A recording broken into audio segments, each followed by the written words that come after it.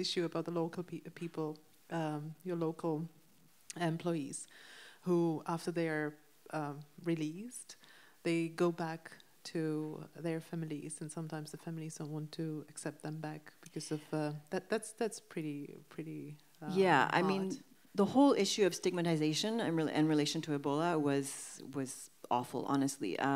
The people who worked for us were stigmatized sometimes by their families or their communities. So I had a few staff who told me, like, my family doesn't know that I work here at the Ebola Treatment Center. If they knew, they would kick me out. There are people whose families did know and had kicked them out, so they had to go live somewhere else, and they weren't allowed to go home. They weren't allowed to see their friends or family because they refused to see them.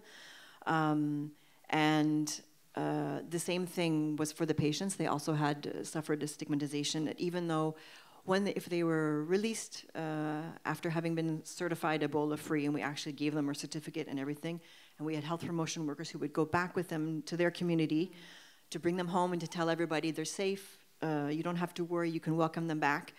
They weren't always welcomed back, and most often they weren't. The people were afraid, and then people shunned them and didn't want to have anything to do with them. And if you've seen some of our movies about the Ebola epidemic, there's some heartbreaking interviews with the former staff or patients who survived who said, one of them actually said, like, I wish I had died because now I have nothing and nobody wants to talk to me. I have nowhere to go. No one will hire me.